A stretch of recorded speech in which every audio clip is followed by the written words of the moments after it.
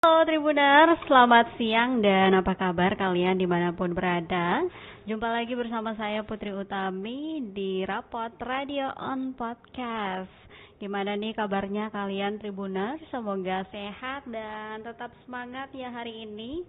Weekend hari Sabtu tapi yang kerja tetap kerja, yang udah libur dan menikmati kebersamaan bersama dengan keluarga, yang ngepantai, yang lagi rebahan boleh bergabung bersama kami di live TikTok ataupun juga di kanal YouTube dan juga Facebook fanpage. Kita sharing-sharing, kalian boleh komen-komen, mau request dibacain berita apa ataupun juga mau kirim-kirim salam buat sahabat, keluarga ataupun teman juga boleh. Yang mau ngucapin selamat ulang tahun juga dipersilakan banget. Nanti bakalan Putri bacain satu-satu. Dan Tribuners seperti biasa selama kurang lebih 30 menit ke depan Putri akan menemani kalian dengan sejumlah informasi ya. Akan ada informasi cuaca, kemudian jadwal kapal, ada info gempa, info gelombang, dan juga beberapa berita pilihan yang nanti akan Putri sampaikan ke kalian. Nah sebelum mulai kita mau nyapa dulu yang udah gabung di live TikTok. Ini udah ada 3 orang ya, ada ketua kelas. Nama ininya lucu ya, nama TikToknya ketua kelas. Kemudian ada Hipmi Ambon Parsamua, waduh. Ada Mici, halo kakak selamat bergabung semuanya. Jangan lupa di tap-tap layarnya, di share dan juga yang mau berbagi gift ya, mau mendapatkan pahala juga boleh dibagi-bagi giftnya. Nah Tribuner seperti biasa kita tuh selalu mulai dengan info cuaca, dan hari ini di kota Ambon sendiri di Pandan Katsuri ya khususnya itu agak cerah, tapi kelihatan di belakang sana itu sekitar daerah Pasok ya kalau tidak salah, berawan di sana dan kemungkinan akan turun hujan. Sementara untuk cuacanya itu di sini cerah berawan dengan 31 derajat Celcius dan kelembapan 82% serta kecepatan angin di angka 1,4 km per jam. Dan ngomongin cuaca nih Tribuners, ini ada peringatan dini ya, peringatan dini cuaca Maluku yang berlaku dari tanggal 3 Mei dari pukul 3.40 tadi. Ya, ini berpotensi terjadi hujan dengan intensitas sedang hingga lebat yang dapat disertai kilat atau petir dan juga angin kencang pada pukul 13.40 nanti di beberapa daerah. Yang pertama adalah Kabupaten Maluku Tengah, meliputi Amahai, Seram Utara, kemudian Banda, Tehoru, Pulau Haruku, dan juga Salahutu. Sementara di Kabupaten Seram bagian timur, meliputi Bula, Seram Timur, Wirnama, kemudian Tutuk Tolu, lalu ada Kian Darat, Siritaun, Wida Timur. Juga di Kabupaten Seram bagian barat, meliputi Kairatu, Inamosol, dan juga Kairatu Barat.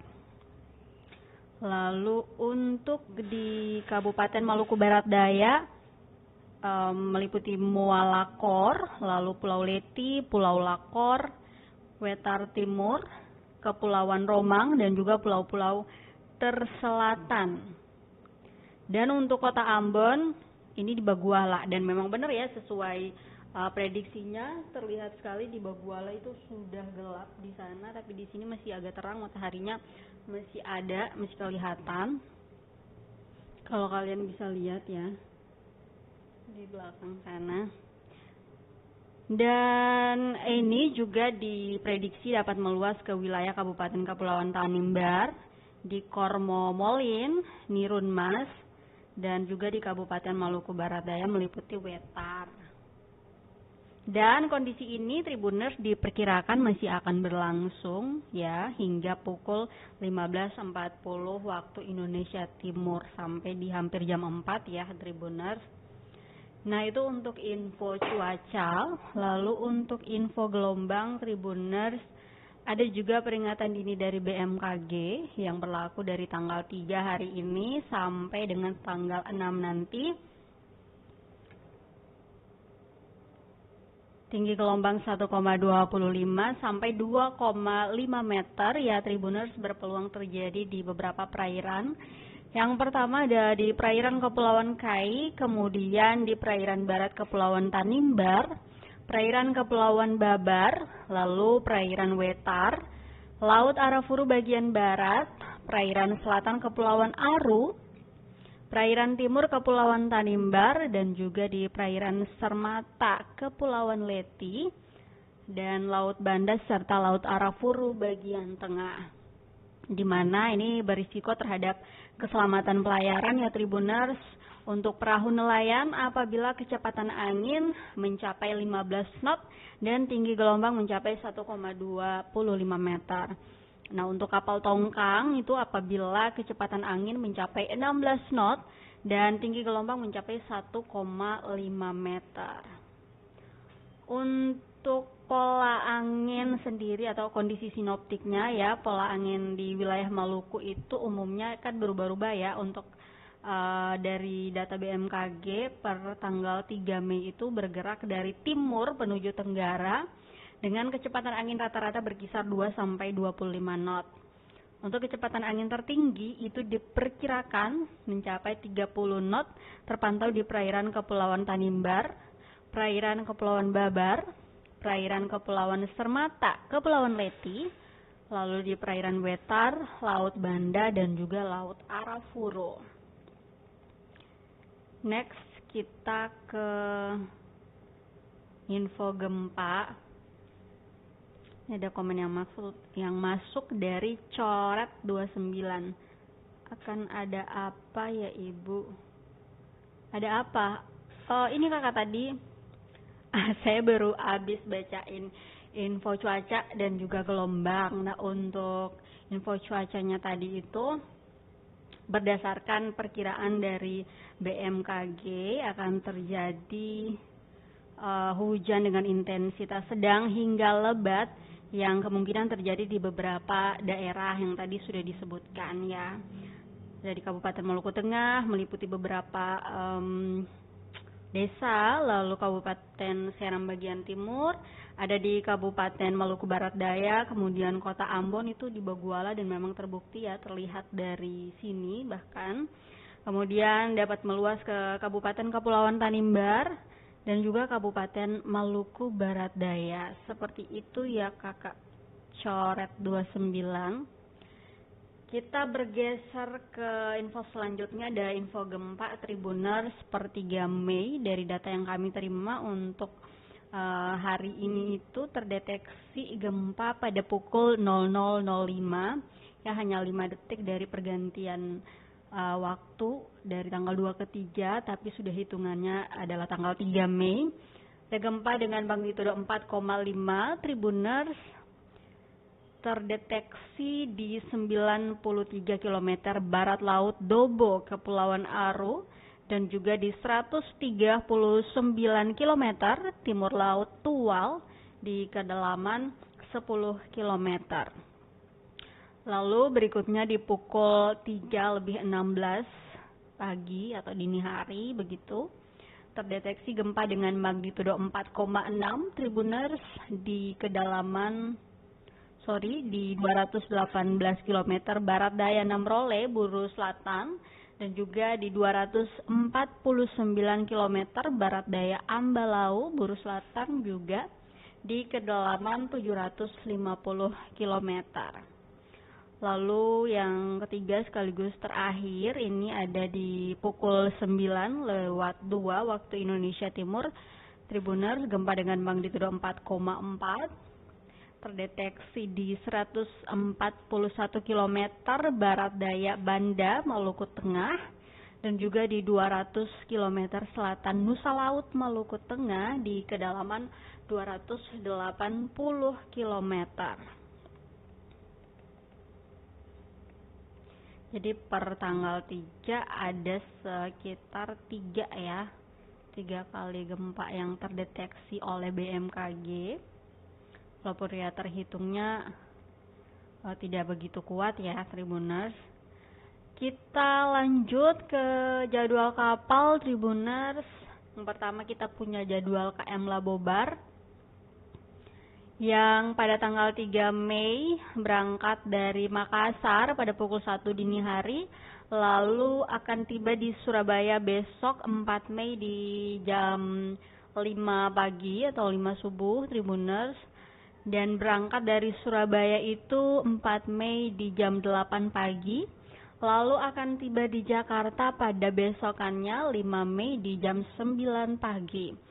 Nah, nanti dari Jakarta berangkatnya tanggal 6 Mei di jam 1 siang, lalu akan tiba di Surabaya kembali di tanggal 7 Mei pukul 3 sore, lalu berangkat dari Surabaya pada 7 Mei di jam 7 malam, dan akan tiba di Makassar pada 9 Mei di pukul 00.01. Tuh lagi-lagi ya pergantian dari 8 Mei ke 9 Mei.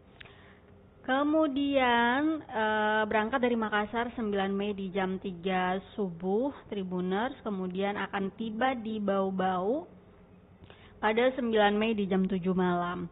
Nanti berangkat dari Bau-Bau 9 Mei jam 9 malam, lalu akan tiba di Ambon pada 10 Mei di jam 10 malam. Ini tanggal 3, kita update-nya sampai tanggal 10 ya, 1 minggu ke depan. Nanti kita update lagi di rapot hari Selasa ya Tribuners. Next kita ke jadwal KM Pangrango yang berangkat dari Banda 3 Mei pada pukul 7 pagi tadi. Lalu akan tiba di Ambon hari ini 3 Mei di jam 9 malam Tribuners. Kemudian berangkat dari Ambon besok pada tanggal 4 Mei di pukul 5 sore dan tiba di Banda kembali pada tanggal 5 Mei di pukul 7 pagi. Nanti berangkat dari Banda pada 5 Mei jam 9 pagi, kemudian tiba di Saumlaki pada 6 Mei di pukul 12 siang. Nanti berangkat dari Saumlaki masih di 6 Mei, udah di jam 4 sore Tribuners, lalu tiba di Banda lagi kembali ya pada tanggal 7 Mei di pukul 8 malam. Lalu berangkat dari Banda 7 Mei jam 10 malam dan akan tiba di Ambon lagi pada 8 Mei di pukul 12 siang. Nanti berangkat dari Ambon 9 Mei di jam 4 sore, lalu akan tiba di Banda kembali pada 10 Mei di pukul 6 pagi. Berarti Pangrango ini rute Ambon dan Banda nih cukup intens ya Tribuners. Lalu berikutnya ada jadwal KM Dorolonda yang berangkat dari Ambon pada 3 Mei tadi jam 10 pagi. Lalu akan tiba di Namlea pada hari ini 3 Mei di jam 3 sore. Sebentar ya Tribuners. Kemudian berangkat dari Namlea masih di 3 Mei pada pukul 5 sore. Kemudian tiba di Bau-Bau pada tanggal 4 Mei di pukul 4 sore. Nanti dari Bau-Bau berangkatnya 4 Mei jam 6 sore. Dan akan tiba di Makassar pada 5 Mei di pukul 8 pagi. Nanti berangkat dari Makassar 5 Mei jam 11 siang Tribuners, kemudian tiba di Surabaya pada 6 Mei di pukul 2 siang. Lalu dari Surabaya berangkatnya jam 9 malam di tanggal 6 Mei, kemudian tiba di Balikpapan pada 8 Mei di jam 3 pagi. Lalu berangkat dari Balikpapan 8 Mei di jam 5 subuh dan akan tiba di Pantoloan 8 Mei di pukul 6 sore. Nanti berangkat dari Pantoloan pada 8 Mei masih di pukul 8 malam ya Tribuners, kemudian tiba di Bitung pada 10 Mei di pukul 00.01 dini hari. Oke, kemudian kita punya jadwal ada KM Ciremai Tribuners yang berangkat dari Jayapura tanggal 3 Mei hari ini di jam 2 dini hari tadi. Kemudian akan tiba di Serui besok 3 Mei di pukul 11 malam. Lalu berangkat dari Serui 4 Mei di jam 1 dini hari Tribuners. akan tiba di Sorong pada tanggal 5 Mei di jam 1 dini hari juga. Kemudian berangkat dari Sorong pada 5 Mei di jam 4 subuh dan akan tiba di Ambon pada tanggal 6 Mei di jam 3 subuh juga. Lalu berangkat dari Ambon 6 Mei di jam 6 pagi dan akan tiba di Bau-Bau pada tanggal 7 Mei di pukul 10 pagi. Nanti berangkat dari Bau-Bau 7 Mei di jam 12 siang, lalu akan tiba di Makassar pada 8 Mei di pukul 5 pagi. Nanti berangkat dari Makassar 8 Mei di pukul 8 pagi, lalu akan tiba di Surabaya pada 9 Mei di jam 4 sore. Kemudian berangkat dari Surabaya pada 9 Mei di jam 6 sore dan akan tiba di Jakarta pada 10 Mei di jam 9 malam. Terakhir untuk kapal putih ya atau kapal besar itu kita punya jadwal KM Sangiang Tribuners yang berangkat dari Banda pada 3 Mei jam 9 pagi tadi. Lalu tiba di Geser 3 Mei sebentar jam 7 malam. Dan berangkat dari Geser masih di 3 Mei di jam 9 malam nanti. Dan akan tiba di Fakfak pada besok hari 4 Mei di jam 9 pagi. Nanti berangkat dari Fakfak itu 4 Mei di jam 4 sore. Lalu akan tiba di Geser pada tanggal 5 Mei di jam 5 pagi. Kemudian berangkat dari Geser 5 Mei masih di jam 7 pagi. Kemudian tiba di Banda pada tanggal 5 Mei di jam 5 sore. Kemudian dari Banda akan berangkat pada jam 7 malam di tanggal 5, lalu akan tiba di Ambon pada tanggal 6 Mei di jam 1 siang. Lalu berangkat dari Ambon 6 Mei di pukul 23.59 ya Tribuners menuju tanggal 7. Lalu akan tiba di Namlea pada tanggal 7 di jam 11 siang. Kemudian berangkat dari Namlea jam 4 sore. Jadi berlabuh 3 jam, kemudian berangkat dan akan tiba di Sanana pada 8 Mei di pukul 6 pagi. Nanti dari Sanana berangkatnya 8 Mei di jam 8 pagi, kemudian tiba di Bacan pada tanggal 9 Mei di pukul 5 pagi. Tribuners berangkat dari Bacannya jam 7 pagi masih di tanggal 9 Mei. Lalu akan tiba di Ternate masih di tanggal 9 Mei tapi ini sudah malam di jam 7 malam. Nah nanti berangkat dari Ternate pada 9 Mei di pukul 10 malam. Lalu tiba di Bitung pada 10 Mei di jam 5 sore.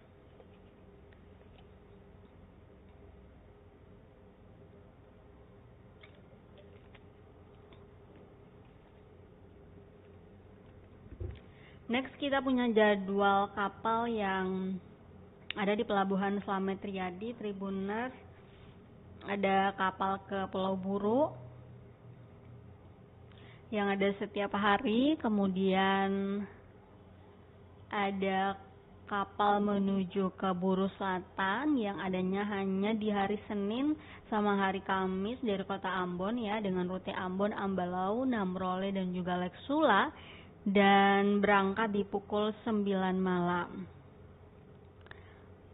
Lalu ada kapal ke MBD ya dari Pelabuhan Slamet Riyadi yang ada di hari Senin dengan rute Ambon, Damer, Moa, Leti, Kisar dan juga Lurang yang berangkat pada pukul 7:30 malam. Sementara untuk kapal ke Maluku Utara, Tribuners itu ada di hari Selasa, kemudian hari Rabu, lalu hari Kamis.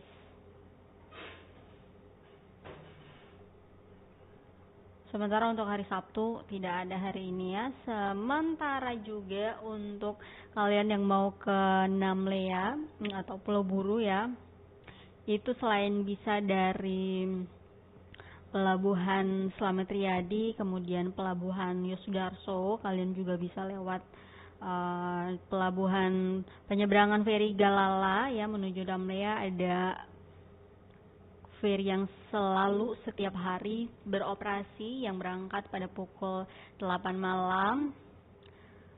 Lalu jadwal kapal ada lagi untuk yang mau ke Seram bagian barat serta ke Maluku Tengah ya, Seram Selatan, Seram bagian timur, juga bisa lewat pelabuhan penyeberangan di Tulehu, ada dari Tulehu menuju Masohi, kemudian juga dari Tulehu menuju Amahai. Lalu untuk yang mau ke SBB juga bisa dari pelabuhan penyeberangan Hunimua Liang menuju Waipirit, itu ada 4 feri yang beroperasi dengan sekitar 14 sampai 15 trip dari mulai setengah 6 pagi sampai dengan jam 9 malam. Itu untuk jadwal kapal ya Tribuners.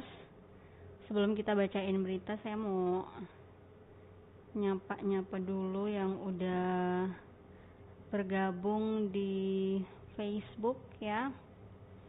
Ada siapa aja? Oh, di Facebook kalau pakai akun pribadi tidak bisa melihatnya ya Tribuners.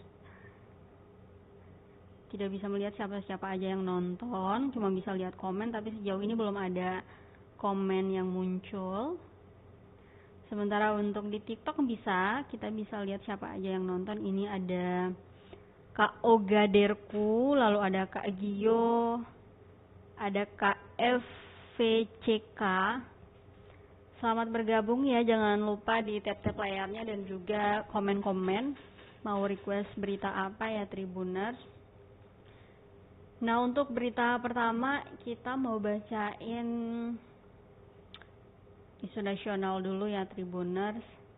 Ini mengenai lebih dari 18.000 orang yang terkena PHK dalam kurun waktu 2 bulan.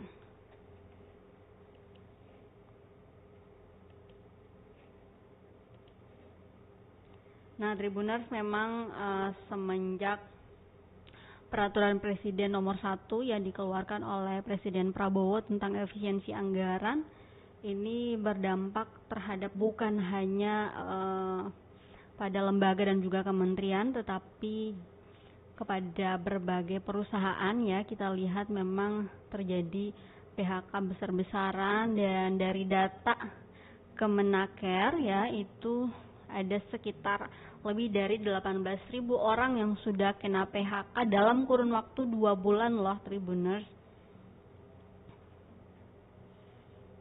Dan pada peringatan Hari Buruh yang berlangsung 1 Mei kemarin, itu memang sejumlah buruh ya turun ke jalan untuk menyuarakan keresahan mereka. Dan salah satu dari keresahan itu ya sudah pasti terkait dengan gelombang PHK yang semakin masif di tahun 2025. Nah, dari data resmi Kemenaker itu ada sebanyak 18.610 orang yang dilaporkan kena PHK dalam kurun waktu 2 bulan. Dan data itu tuh diambil dari periode bulan Januari sampai Februari ya, belum Maret, April hingga Mei hari ini.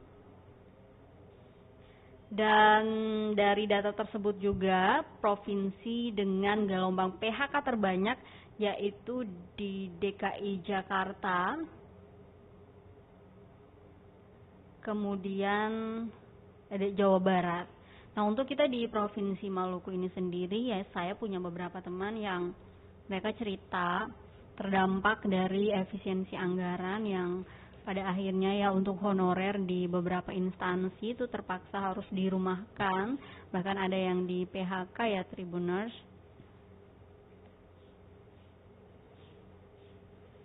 Nah, dan ini kita melihat respon dari Presiden Prabowo Subianto. Alih-alih memberikan perlindungan kepada kaum buruh, Presiden Prabowo justru membentuk Satgas atau Satuan Tugas Khusus sebagai respons terhadap maraknya fenomena PHK di Indonesia. Hal ini diumumkan secara langsung oleh Prabowo saat menghadiri peringatan Hari Buruh di Monas, Jakarta pada hari Kamis kemarin. Dan menurut Prabowo, pembentukan Satgas ini ya diharapkan dapat mencegah terjadinya PHK secara tidak bertanggung jawab atau sewenang-wenang oleh pihak perusahaan. Sementara itu, Menteri Ketenagakerjaan Yasirli memastikan bahwa Satgas PHK ini bakal diluncurkan beberapa hari lagi. tapi sepertinya pembentukan Satgas PHK apakah benar-benar berpengaruh ya terhadap pengurangan PHK di Indonesia? Sepertinya tidak juga, karena beberapa perusahaan ya yang memang secara langsung ataupun secara tidak langsung ya terkena dampak dari efisiensi anggaran, ya mau tidak mau dengan berat hati mereka harus mem-PHK karyawan-karyawan dengan sudah pasti alasan pendapatan mereka yang menurun. Nah, Kemenaker menjelaskan ya Tribuners bahwa pemerintah kini masih menyiapkan regulasi serta tugas-tugas dari Satgas tersebut.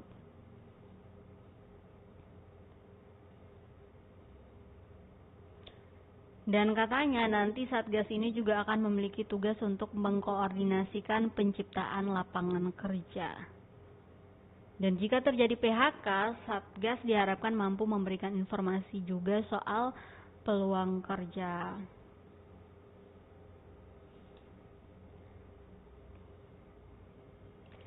Nah, Tribuners, kalau kita bicarain soal efisiensi anggaran ya, yang salah satu yang paling terdampak mungkin usaha perhotelan ya, karena kita tahu bahwa perjalanan dinas kemudian rapat-rapat di luar yang biasanya dilaksanakan di hotel-hotel itu kan dikurangi ya, bahkan ditiadakan begitu, dan ini sudah pasti berdampak terhadap pemasukan daripada perhotelan sendiri. Nah, di beberapa daerah itu banyak pengusaha-pengusaha perhotelan yang terpaksa harus mem-PHK karyawan mereka. Dan bukan saja usaha perhotelan ya, kita tahu bahwa saat ini bahkan media pun mengalami hal serupa, efek dari efisiensi anggaran. Nah, salah satu yang cukup ramai kemarin itu adalah mengenai PHK yang terjadi di salah satu stasiun TV swasta ya. Kalian kalau yang ngikutin berita juga pasti tahu, sempat viral karena salah satu program kesayangan ya harus ditiadakan karena alasan efisiensi anggaran.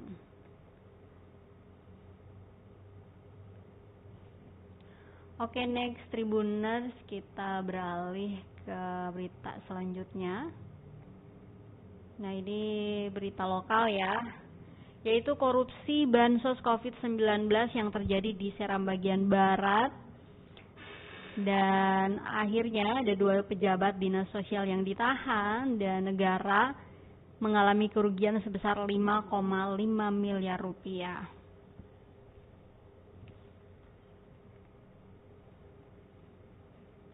Nah, Kejaksaan Negeri SBB Tribuners akhirnya menahan 2 pejabat Dinsos Kabupaten SBB yang diduga terlibat di dalam tindak pidana korupsi dana bantuan sosial atau bansos COVID-19 tahun anggaran 2020. Kedua tersangka ini merupakan pejabat pengguna anggaran dan juga bendahara pengeluaran yang berperan penting dalam pengelolaan dana tersebut.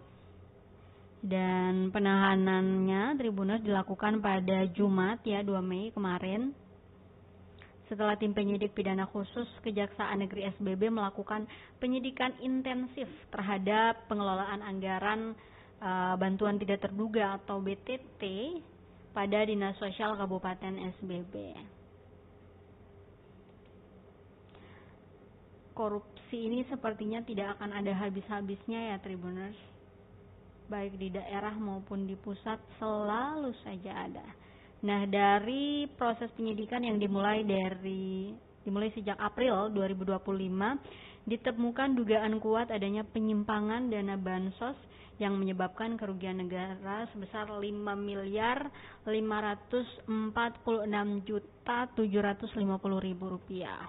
Wow, angka yang cukup fantastis. Jadi total anggaran program bansos COVID-19 di SBB itu Tribuners mencapai 15 miliar. Terdiri dari pengadaan paket sembako bagi keluarga penerima manfaat senilai 14 miliar, kemudian biaya operasional pengantaran sebesar lebih dari 1,1 miliar. Namun dalam pelaksanaannya penyaluran bantuan pada tahap keempat tidak pernah dilaksanakan alias fiktif. Jadi mereka membuat laporan ya, tetapi implementasinya di lapangan tuh tidak dilakukan alias fiktif. Dan selain itu penyaluran pada tahap pertama hingga kelima juga tidak sesuai peruntukan dan sebagian dilaporkan fiktif. Nah, sebelum melakukan penahanan, Tribuners penyidik telah menetapkan 2 orang tersangka pada 28 April lalu, dan proses ini didahului dengan pemeriksaan terhadap 301 saksi dan juga keterangan ahli serta pengumpulan 186 dokumen sebagai alat bukti. Dan berdasarkan hasil ekspos perkara, ya Tribuners, penyidik menyimpulkan bahwa telah terjadi tindak pidana korupsi dengan bukti yang cukup. Dan pada akhirnya menahan 2 tersangka ini selama 20 hari ke depan di Rutan dan juga lapas di Ambon untuk keperluan penyidikan lanjutan. Nah, si 2 tersangka ini Tribuners disangkakan melanggar pasal 2 ayat 1 dan juga pasal 3 Undang-Undang Republik Indonesia nomor 31 tahun 1999 tentang pemberantasan tindak pidana korupsi sebagaimana telah diubah dengan Undang-Undang Republik Indonesia nomor 20 tahun 2001 tentang perubahan atas Undang-Undang nomor 31 tahun 1990, junto pasal 18 undang-undang yang sama, junto pasal 55 ayat 1 ke 1 Kitab Undang-Undang Hukum Pidana.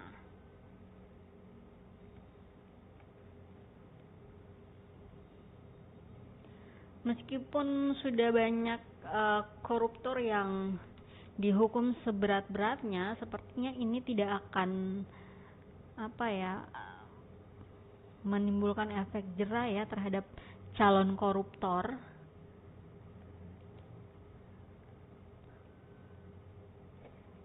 Apa sih sebenarnya menurut kalian Tribuners yang menyebabkan orang itu korupsi? Padahal mereka tuh gajinya udah besar-besar loh. Tapi begitulah. Mungkin gaya hidupnya yang terlalu tinggi, atau karena tidak adanya kepuasan dalam diri, entahlah. Kita bergeser ke berita selanjutnya Tribuners. Ini ada berita mengenai kekerasan yang terjadi di Ambon Plaza atau Amplas yang mengakibatkan pengendara motor menjadi korban akibat dari kekerasan dari sejumlah juru parkir. Ini sepertinya bukan kasus yang pertama ya, udah beberapa kali kalau tidak salah ada kasus-kasus seperti ini. Juru parkir. Kalian mengalami gak sih Tribuners kayak banyak juru parkir di beberapa tempat yang tidak menggunakan seragam, kemudian tidak ada karcis, tapi main asal-asal tagi-tagi uang parkir.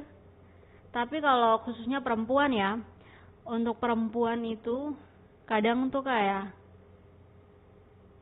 katong mau ke Malawang, ding dong. Kayak abang kan sih ada pung seragam, sih ada pung karcis, tapi kenapa batagi? Cuma itulah, katong takut nanti terjadi kayak begini.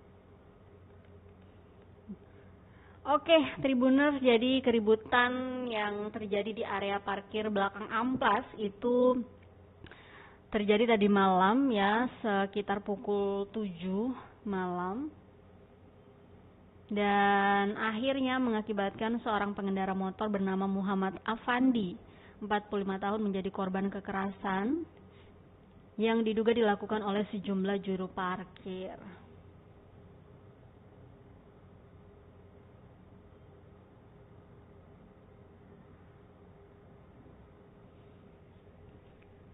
Kalau Satpol PP yang perkoas anaknya sampai di mana Kak? Oh ya Kakak, abis ini saya bacain beritanya ya. Sebentar kita selesaikan yang ini dulu.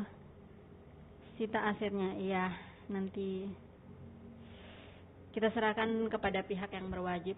Oke, jadi berdasarkan keterangan dari Kapolresta Ambon AKBP Dr. Yoga Putra Primasetya, itu kronologisnya jadi bermula saat si Muh Afandi, pengendara motor tadi ini hendak keluar dari area parkir belakang amplas tersebut. Nah, salah seorang juru parkir menagih biaya parkir. Namun si korban ini mempertanyakan karcis parkir. Nah, setelah karcis diberikan, korban tetap enggan membayar dan mengatakan, kamu mau tagih di beta lah, kalau gitu mana karcis. Dan menurut keterangan saksi mata, seorang anggota Polri yang berada di lokasi, adu mulut itu terjadi antara si korban dan juga si pelaku juru parkir tersebut. Dan tidak lama rekan-rekan dari juru parkir ini datang, kemudian melakukan pemukulan terhadap si korban. Nah ini nih salah satu yang paling tidak disukai itu adalah kalau satu orang punya masalah, itu yang lain ikut campur dan main borong. Nah, kemudian si Haidar bersama warga setempat berusaha melerai perkelahian tersebut, dan setelah dilerai, korban langsung kembali ke rumahnya. Nah, ini dikatakan oleh saksi lain, Ajan Tuharea, bahwa kepala security Ambon Plaza, si kepala security Ambon Plaza, si Ajan Tuharea ini mengatakan bahwa dirinya melihat dua orang juru parkir berlari masuk ke dalam area pertokoan karena dikejar oleh orang tak dikenal yang membawa senjata tajam. Ajan lalu kemudian mengunci pintu gerbang dan mencegah permasalahan masuk ke dalam amplas, serta memerintahkan anggotanya Mansur untuk melaporkan kejadian tersebut ke Polsek Sirimau. Oh, jadi ini masing-masing membela diri ya Tribuners. Nah, untuk korbannya itu mengatakan bahwa setelah dimintai uang parkir, jadi dia itu ngasih 100.000, uang 100.000 kepada si juru parkirnya, tapi juru parkirnya tidak punya uang kembalian. Nah, kemudian si korban berencana untuk mengambil uang kecil di rumahnya. Namun saat kembali ke parkiran untuk membayar, terjadi adu mulut yang berujung pada pemukulan berulang kali dari sejumlah juru parkir yang ada di situ hingga dia tidak menyadarkan diri dan mengalami sesak napas, kemudian dilarikan ke rumah sakit.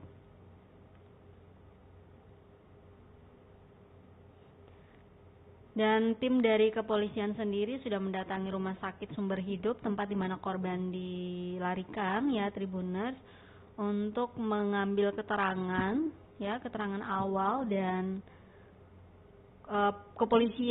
pihak kepolisian telah mengarahkan korban untuk membuat laporan resmi di Mapolresta Ambon. Dan ternyata di sisi lain si juru parkirnya ini juga membuat laporan resmi di Mapolresta Ambon terkait dengan dugaan tindak pidana pengancaman dengan senjata tajam. Jadi pada akhirnya mereka saling lapor ya Tribuners. Ya kita lihat saja siapa yang salah ya pasti akan diproses lah ya.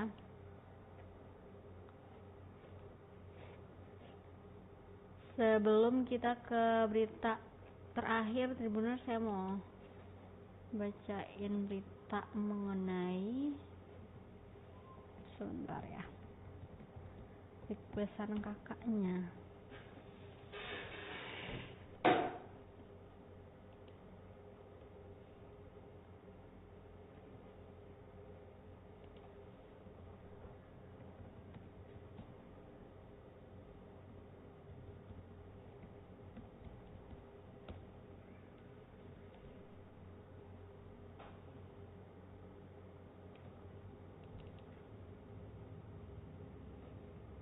Nah, Tribuners, terkait dengan tersangka kasus cabul terhadap anak kandung yang dilakukan oleh anggota Satpol PP di SBB, memang hingga saat ini masih terus dilakukan pemeriksaan dan belum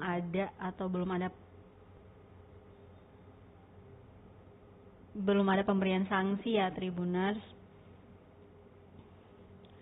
Badan Kepegawaian dan Pengembangan Sumber Daya Manusia atau BKPSDM Kabupaten Seram Bagian Barat menyatakan bahwa hingga saat ini belum mengambil langkah apapun terkait dengan status kepegawaian daripada oknum si ASN tersebut. Kan dia ASN ya, Tribuners, berinisial AT, yang ditangkap karena dugaan tindak pidana pencabulan terhadap anak kandungnya. Nah, sudah pasti kalau akan terus berjalan ya harusnya dia dipecat ya dari ASN. Kakak, saya mau tanya, bisa? Tanya apa, Kakak? Silakan. Kalau bisa dijawab, ya dijawab ya. Ini maksud apa? Maksud apa, Kakak? Kakak dengar dari tadi kasih.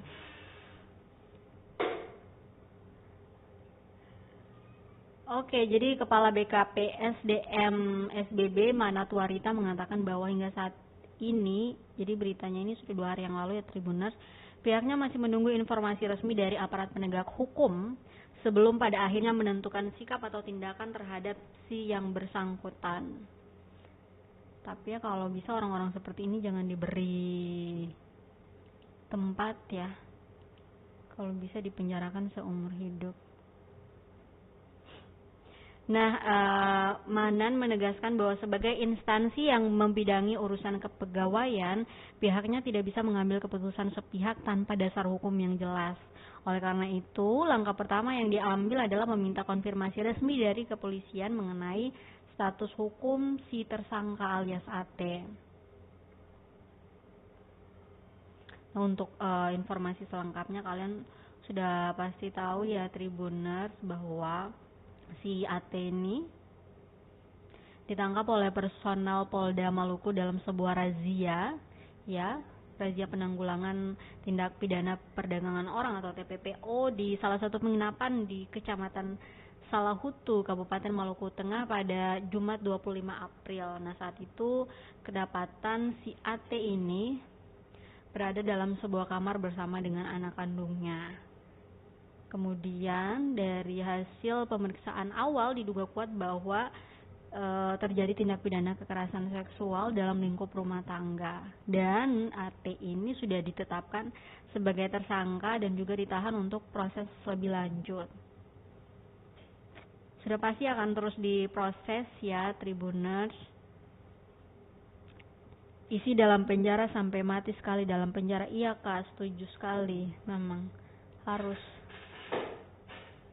Karena dari kabar yang kami terima ya, selain melakukan pencabulan ya, dia juga kalau tidak salah ya biadab sekali. Aduh. Ya betul, Kakak setuju, isi dalam penjara sampai mati sekali, betul. Memang mesti sampai mati di dalam penjara yang keluar dia. Itu ya kakak siapa tadi? Kakak The Jokers. Nah, itu untuk berita soal si AT ya, laki-laki biadab. Next, kita punya berita terakhir, Tribuners, mengenai salah satu anggota geng Central Boys ya, yang kedapatan konsumsi miras di lapangan Merdeka dan diciduk oleh polisi. Waduh, ini anak-anak kepala angin kalau orang Ambon bilang. Ya, Tribuners, jadi seorang pemuda bernama Akmal Alawanali berusia 18 tahun yang teridentifikasi sebagai anggota dari geng Central Boys itu diamankan oleh aparat kepolisian sektor Sirimau atau Polsek Sirimau pada hari Kamis kemarin. Nah, saat penangkapan itu, Tribuners, si siapa namanya tadi? Akmal. Si Akmal ini kedapatan sedang mengonsumsi minuman keras jenis Shopee itu sekitar setengah 12 siang bersama dengan beberapa temannya, dan tapi dua temannya ini berhasil kabur dan yang ditangkap hanya si Akmal saja. Jadi dong berapa orang tuh?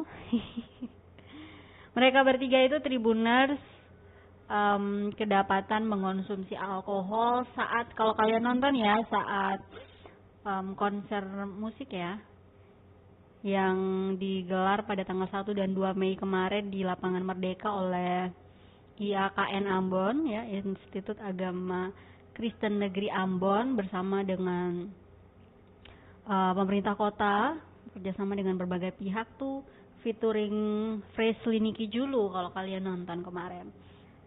Nah, berdasarkan keterangan dari Kapolsek Sirimau Ibtu Januar Ramadhani, saat itu tuh aparat sementara mengamankan jalannya konser musik IAKN Ambon ya di sekitar Patimura Park, dan mereka melihat sekelompok pemuda tengah asyik menenggak minuman beralkohol di Lapangan Merdeka ya, tadi sudah dijelaskan ya. Dan dari interogasi singkat, Akmal Alawani ini mengaku bahwa mereka datang ke Lapangan Merdeka untuk bergabung dengan 6 orang temannya dan juga mengonsumsi Shopee bersama.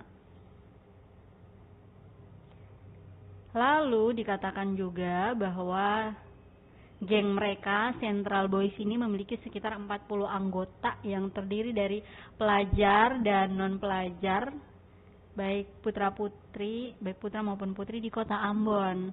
Dan kelompok ini katanya beralamat di Belso.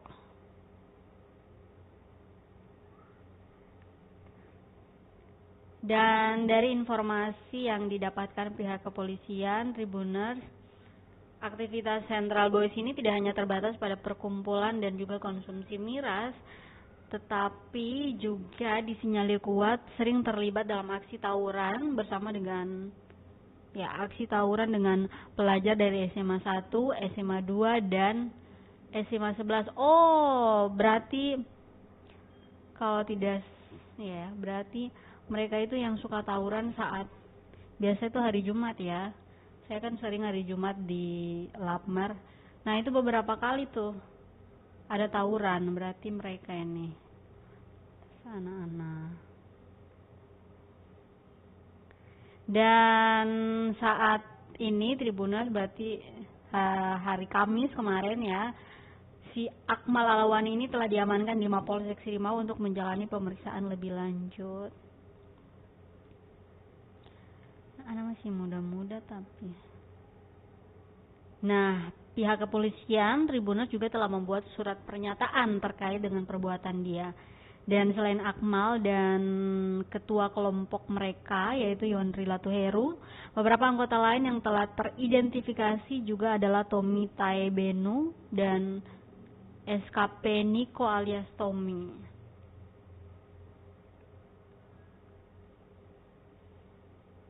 Pihak kepolisian juga Tribuners sudah menyatakan komitmennya untuk mendalami kasus ini dan mengambil tindakan lebih lanjut terkait keberadaan geng Central Boys yang meresahkan masyarakat. Ya, meresahkan ya, karena akibat dari tawuran mereka itu ada sekitar beberapa motor yang parkir di area Taman Patimura itu jadi korban karena saling lempar batu kan. Untung waktu itu saya parkirnya di samping kanan dekat Gong Perdamaian. Soalnya dong itu sering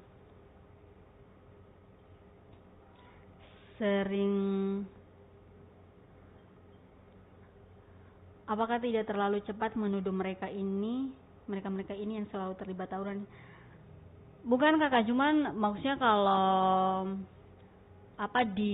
dong sering ke situ, berarti ya kemungkinan, kita sih menuduh sih, kemungkinan berarti waktu itu yang tawuran tuh bisa jadi dong, bukan menuduh juga gitu. Karena kalau memang dari keterangan salah satu anggotanya itu ya, tapi kan pasti nanti akan didalami lagi. Tapi ya kalau bisa komunitas-komunitas ini apa, geng ya, geng-geng seperti ini ya kalau bisa dibubarkan, dan anak-anak mudanya kalau bisa ya punya kesadaran bahwa ngapain sih melakukan hal-hal kayak gitu, toh tidak ada gunanya, cuman bisa merusak merusak masa depan, merusak citra, apalagi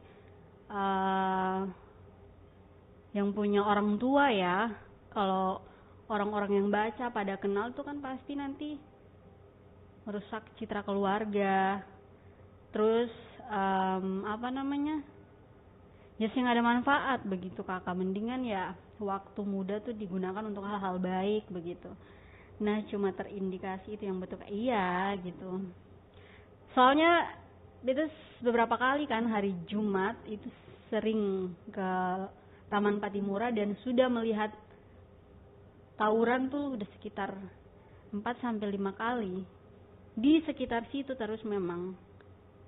Jadi kalau memangnya anggota Central Boys ya semoga bisa kalau bisa dibubarkan ya, dan ditindaklanjuti oleh pihak kepolisian supaya jangan makin membesar gitu gengnya. Seperti itu kakak. Semoga kakak bisa saling mengingatkan untuk terus melakukan hal-hal baik dan meninggalkan hal-hal buruk yang pastinya berdampak buruk terhadap lingkungan ya. Karena kalau orang yang punya motor-motor di sekitar situ panik. Kita beberapa kali panik karena kita parkir motor di sekitar situ. Karena kan baku lempar tuh. Dan kalau baku lempar kan batu kan bisa memilih mau mengarah ke mana ya. Kalau orang pemotor kan siapa yang mau tanggung jawab kira-kira. Seperti itu ya Tribuners. Sudah berapa menit kita menemani Tribuners? Jadi begitu Tribuners yang sudah menyaksikan, yang sudah komen-komen. Terima kasih banyak sudah setia bersama kami. Yang sudah menanggapi, terima kasih banyak. Tadi udah ada request berita yang sebenarnya tadi tidak masuk dalam daftar berita yang mau dibacakan karena memang berita di Tribun Ambon banyak ya, dan tidak mungkin saya mau bacakan semua berita dalam satu program ini. Tapi kalau ada requestan pasti dibacakan. Begitu. Kondisi terkini Pasar Mardika pasca penertiban kakak. Nah, makin panjang lagi. Tapi secara garis besar aja ya kakak, bahwa setelah penertiban tuh Mardika sudah sangat bagus sekali, sudah lebih luas. Bangunan-bangunan yang mohon maaf yang kumuh, yang bikin jalak pemandangan tuh sudah ditertibkan, kemudian ya sudah lebih luas lah. Jadinya angkot-angkot yang lewat tuh sudah lagi yang macet-macetan, sudah yang berdesak-desakan. Para pejalan kaki juga jalannya sudah lebih leluasa, lebih enak lah dari segi pemandangan, kemudian dari segi mobilisasinya begitu. Dan harapannya semoga ini bukan cuma 1, 2, 3 hari ke depan, tapi bisa berlangsung lama, kalau bisa selamanya. Yang penting para pedagangnya juga mematuhi ya aturannya, nggak bandel-bandel. Ya semua ini kerjasama lah ya, kerjasama pemerintah kota khususnya, kemudian juga masyarakat ya, para pedagang. Dan dari informasi yang diterima sih, selain penertiban, Pemkot juga sudah membuat pos-pos ya, jadi pos-pos penjagaan supaya tidak ada yang melanggar kembali. Kejadian di Amplas tadi malam kakak terlambat, beta baca dari tadi, mohon maaf, atau harus pamit karena waktu lebih daripada sisa. Tapi intinya kakak tadi malam tuh dong subaku selesai, tapi ujungnya tuh mau lapor. Jadi si korban lapor, si pelaku lapor korban mau lapor. Intinya akan begitu. Dan kakak yang ketinggalan informasi bisa update informasinya di portal kami di www.tribunambon.com, dan juga berbagai akun media sosial kami mulai dari Facebook, Instagram, TikTok, kemudian YouTube serta Twitter. Ya, Samsat Ambon atau Maluku, apa tidak ada program pemutihan pajak kendaraan kah?